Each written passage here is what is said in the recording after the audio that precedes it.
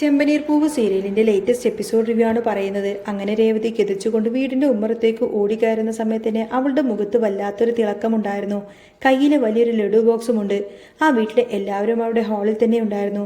വലിയൊരു ഓഡിറ്റോറിയത്തിന്റെ decoration work, അതും അവൾക്ക് ഒരുപാട് നാളായി ആഗ്രഹിക്കുന്ന ആ ഒരു വലിയ ഓർഡർ ഒടുവിൽ അവളുടെ കയ്യിൽ തന്നെ അങ്ങ് എത്തിയിരിക്കുന്നു. ആ ഒരു സന്തോഷം അവർക്കിടയിൽ അടക്കി വെക്കാൻ കഴിയുമായിരുന്നില്ല.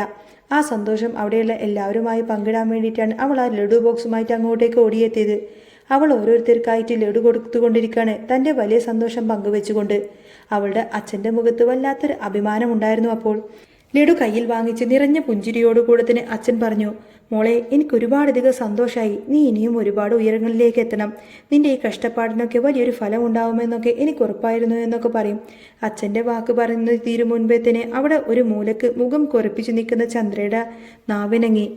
വളരെ പുച്ഛത്തോടെ, എന്നാൽ അവിടെയുള്ള എല്ലാവരും കേൾക്കാൻ പാകത്തിൽ തന്നെ ചന്ദ്രമതി പയ്യെ പറയുന്നുണ്ട്, ഓ പിന്നെ ഇവൾ വലിയ ഉയരങ്ങളിലെത്തും, എന്നിട്ട് വലിയ താമസിയാതെ തന്നെ 8 നിലയിലങ്ങ് പൊട്ടി താഴേക്ക് വീഴുകയും ചെയ്യുമെന്നൊക്കെ.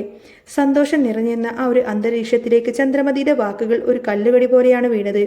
ഇത് കേട്ടപ്പോൾ സച്ചിക്ക് വല്ലാത്ത ദേഷ്യം വന്നു.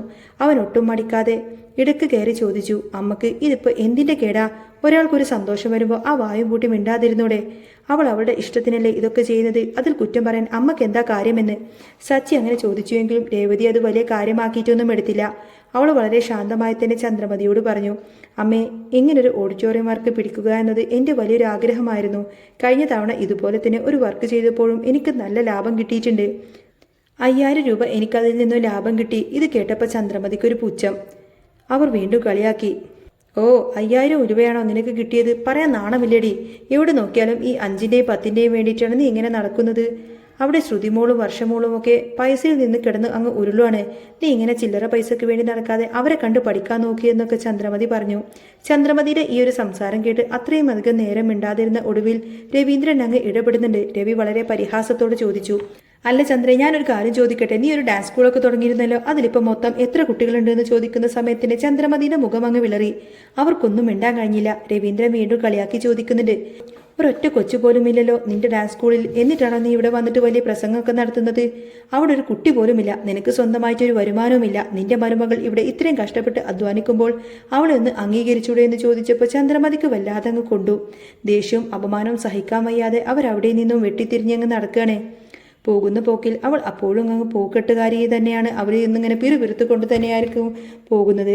അവിടെ ഉണ്ടായിരുന്ന വർഷ രേവതിയുടെ അടുത്തേക്ക് വന്ന് അവളെ ആശ്വസിപ്പിച്ചുകൊണ്ട് പറഞ്ഞു, രേവതി ചേച്ചി വിഷമിക്കണ്ട, ആൻറ്റി അങ്ങനെ പലതും പറയും, അതൊന്നും നമ്മൾ കാര്യമാക്കണ്ട. ഇപ്പം ഇത് ഈ ഫീൽഡിലൊക്കെ വലിയ ഡിമാൻഡ് തന്നെയാണ്. ചേച്ചിയുടെ ആ ഒരു ഡിസൈൻസൊക്കെ എനിക്ക് ഭയങ്കര ഇഷ്ടമാണ്. ചേച്ചിയുടെ ഈ വലിയ വർക്കിന് ഞാൻ ഏതായാലും കൂടെ നിന്ന് ഹെൽപ്പ് ചെയ്യുമെന്നൊക്കെ പറയാണ് വർഷ. അപ്പോഴാണ് രേവതി അവിടെ നിൽക്കുന്ന ശ്രുതിയെ കണ്ടത്. രേവതി വളരെ സ്നേഹത്തോടെ ശ്രുതിയോട് പറഞ്ഞു, ശ്രുതി, അവിടുത്തെ കല്യാണ പെണ്ണിൻ്റെ മേക്കപ്പ് വർക്ക് വേണമെങ്കിൽ ഞാൻ നിനക്ക് വേണ്ടിയിട്ട് അവരോട് സംസാരിക്കാം. അങ്ങനെയാണെങ്കിൽ നിനക്കതിൽ നിന്ന് നല്ലൊരു തുക തന്നെ കിട്ടുമല്ലോ എന്ന്. പക്ഷേ ശ്രുതിക്ക് അവർ സ്നേഹമൊന്നും മനസ്സിലായില്ല. അവൾ വലിയ ജാടയിൽ മുഖം കെട്ടിക്കൊണ്ട് തന്നെ പറയാണ്, ഓ, രേവതി പറഞ്ഞിട്ട് എനിക്കങ്ങനെ വർക്കൊന്നും കിട്ടേണ്ട ആവശ്യമൊന്നുമില്ല.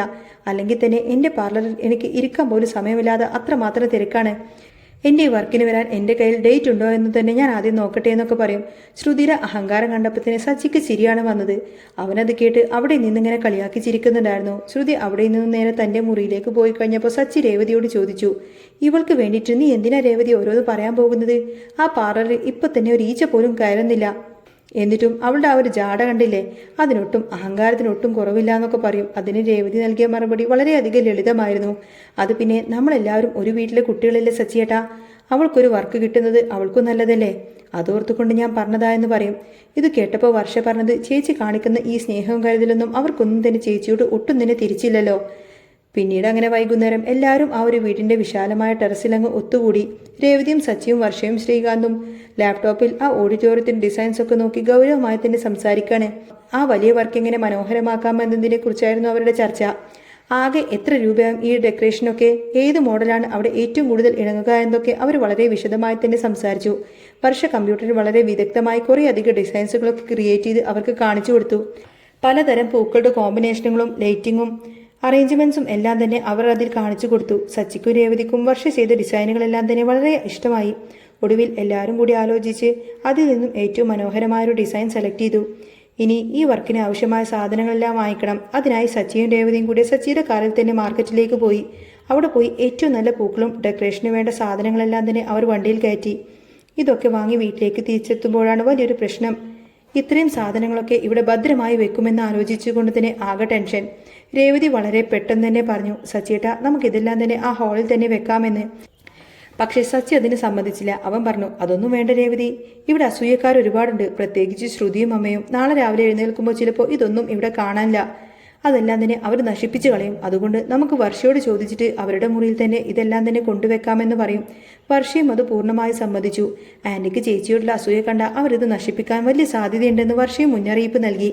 അങ്ങനെ ആ പൂക്കളും സാധനങ്ങളെല്ലാം തന്നെ അവർ വളരെ സൂക്ഷ്മതയോടുകൂടി തന്നെ വർഷയുടെ മുറിയിലേക്ക് മാറ്റി. വീട്ടിൽ ഡെക്കറേഷൻ സാധനങ്ങൾ കൊണ്ടുവരുന്ന കാര്യം ശ്രുതി അറിഞ്ഞിരുന്നു. പക്ഷേ അത് അവരുടെ മുറിയിലേക്ക് മാറ്റിയത് അവൾ അറിഞ്ഞില്ല. ശ്രുതി തൻ്റെ മുറിയിലിരുന്ന് മനസ്സിൽ വല്ലാത്തൊരു പകയോട് കൂടെ ഇങ്ങനെ ചിന്തിക്കായിരുന്നു.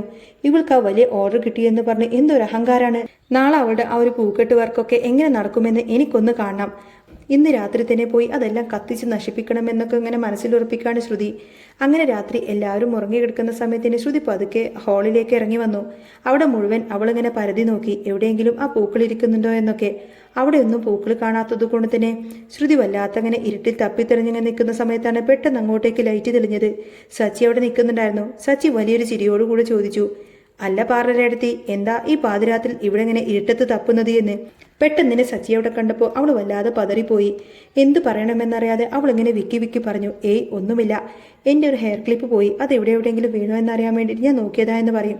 സച്ചി ചിരിച്ചുകൊണ്ട് വീണ്ടും അവളോട് പറഞ്ഞു, എനിക്ക് മനസ്സിലായി, പാർലറെടുത്തി തപ്പുന്ന സാധനം ഇവിടെയൊന്നുമില്ല, അതാരെങ്കിലും നശിപ്പിച്ചാലോ എന്ന് കരുതിയിട്ട് ഞങ്ങൾ അത് വളരെ സേഫായിട്ട് തന്നെ മാറ്റിയിട്ടുണ്ട് എന്ന് പറയും.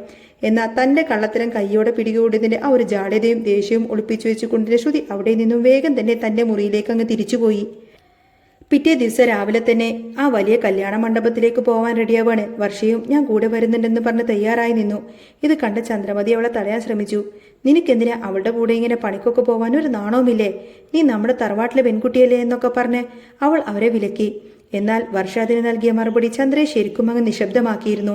ഏതു ജോലിക്കും അതിൻ്റെതായിട്ടുള്ള അന്തസ്സുണ്ടെന്നും നമ്മൾ കഷ്ടപ്പെട്ട് അധ്വാനിച്ചുണ്ടാക്കുന്ന 10 രൂപയ്ക്ക് വിലയുണ്ടെന്നൊക്കെ സ്വന്തമായ വരുമാനമില്ലാതെ വെറുതെ ഇരിക്കുന്ന ആന്റിക്ക് ഇതൊന്നും പറഞ്ഞാൽ മനസ്സിലാവില്ല എന്നും പറഞ്ഞുകൊണ്ട് തന്നെ വർഷ ഒരു വക വെക്കാതെ തന്നെ അവരുടെ കൂടെ പോയി. രവീന്ദ്രൻ അത് കേട്ട് ചന്ദ്രമതിയെ വീണ്ടും കളിയാക്കി ചിരിക്കുന്നുണ്ടായിരുന്നു. അവരെല്ലാവരും ആ മണ്ഡപത്തിലേക്ക് എത്തി. രേവതിയുടെ നേതൃത്വത്തിൽ തന്നെ ആ വലിയ ഡെക്കറേഷൻ വർക്ക് തുടങ്ങി. രാത്രി മുഴുവൻ ഉറങ്ങാതെ എല്ലാവരും കൂടെ നിന്ന് ആ സ്ഥലവും അതിമനോഹരമായി തന്നെ അലങ്കരിച്ചു. അതിനിടയിൽ ശ്രുതി വധുവിൻ്റെ വീട്ടിലേക്ക് പോയി അവളുടെ മേക്കപ്പ് വർക്കുകളൊക്കെ ചെയ്യുന്നുണ്ടായിരുന്നു. പണികളെല്ലാം കഴിഞ്ഞ് രാത്രിയായപ്പോൾ ബാക്കിയുള്ളവർ വീട്ടിലേക്ക് മടങ്ങിയെങ്കിലും സച്ചി അവിടെ തന്നെ കാവൽ നിൽക്കുന്നുണ്ടായിരുന്നു. ശ്രുതിയുടെ സ്വഭാവം അറിയാവുന്നത് കൊണ്ട് തന്നെ അവൾ ചിലപ്പോൾ രാത്രി വന്ന് ഇതിന് വല്ല പണിയും തരുമോ എന്നൊക്കെ സച്ചിക്ക് നല്ല ഉറപ്പുണ്ടായിരുന്നു. സച്ചിയുടെ കൂടെ അവൻ്റെ കൂട്ടുകാരനും കാവലിരുന്നു. സച്ചി വിചാരിച്ചതുപോലെ തന്നെ സംഭവിച്ചു. മായ അയച്ച ആ ഒരു ഗുണ്ട ആ ഒരു മണ്ഡപം നശിപ്പിക്കാൻ വേണ്ടി ലക്ഷ്യമിട്ടുകൊണ്ട് തന്നെ അവിടെ വന്നുവെങ്കിലും അവിടെ കാവൽ നിൽക്കുന്ന സച്ചിയെയും കൂട്ടുകാരെയും കണ്ടുകൊണ്ട് തന്നെ അവർ ശരിക്കും അങ്ങ് പേടിച്ചു. സച്ചിയോട് മുട്ടിയ വിവരമറിയുമെന്ന് അവർക്ക് നന്നായിട്ട് അറിയാമായിരുന്നു. അയാൾ അവിടെ നിന്നും ജീവനും കൊണ്ടോടി. പിറ്റേന്ന് രാവിലെ ആ മണ്ഡപത്തിൽ കല്യാണത്തിലുള്ള ആ ഒരുക്കങ്ങളെല്ലാം തന്നെ പൂർത്തിയായി. അതിഥികൾ ഓരോന്നോരോന്നായി വന്നു തുടങ്ങി. രവീന്ദ്രനും ചന്ദ്രമതിയൊക്കെ അങ്ങോട്ടേക്കെത്തി. മണ്ഡപത്തിന്റെ ഉള്ളിലേക്ക് കയറിയ ചന്ദ്രമതി ആ അലങ്കാരങ്ങളെല്ലാം കണ്ട് ശരിക്കും അങ്ങ് അമ്പരന്നു പോയി. അത്രക്കധികം അതിമനോഹരമായിരുന്നു അത്. രവീന്ദ്രൻ വലിയ അഭിമാനത്തോടു കൂടി തന്നെ മറ്റുള്ളവരുടെ മുന്നിൽ വെച്ച് തന്റെ പരമ്പകളുടെ കഴിവുകളാ ഇതൊക്കെയെന്ന് വായി തോരാതെ അങ്ങനെ പുകഴ്ത്തിക്കൊണ്ടേയിരുന്നു. കല്യാണ ചടങ്ങുകളെല്ലാം തന്നെ ഭംഗിയായി നടന്നു. അങ്ങനെ സദ്യയുടെ സമയമായി.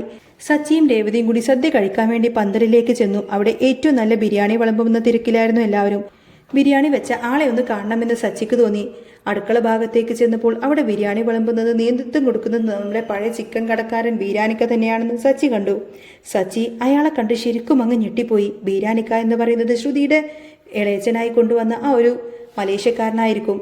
ശ്രുതിയുടെ മലേഷ്യയിലെ ഇളയച്ചൻ വ്യാജനെ വീട്ടിലേക്ക് വന്ന വലിയ ഷോ ഇറക്കിയത് ഇയാളല്ലേ? ആ പെൺകുട്ടിയുടെ അച്ഛൻ അവിടെ വന്നപ്പോൾ തന്നെ ബീരാൻ പെട്ടെന്ന് അങ്ങ് മുഖം മറച്ച് നിൽക്കാൻ ശ്രമിച്ചു. സച്ചിക്ക് കാര്യങ്ങളൊക്കെ വ്യക്തമായി മനസ്സിലായി. സച്ചി നേരെ ചെന്ന് പുള്ളിയുടെ തോളിൽ അങ്ങ് പിടിച്ച് പൊക്കിയെടുത്തുകൊണ്ട് തന്നെ ഒഴിഞ്ഞ മൂലക്കങ്ങ് കൊണ്ടുപോയി. സച്ചിയുടെ പിടി വീണപ്പോൾ തന്നെ ബീരാനിക്ക് ശരിക്കും അങ്ങ് ഭയന്ന് വിറച്ചു. ഒരടി കൊടുത്തപ്പോൾ തന്നെ പേടിച്ചു പോയ ബീരാൻ എല്ലാ സത്യങ്ങളും അവിടെ വെച്ച് സച്ചിയോടങ്ങ് തുറന്നു പറയാണ്.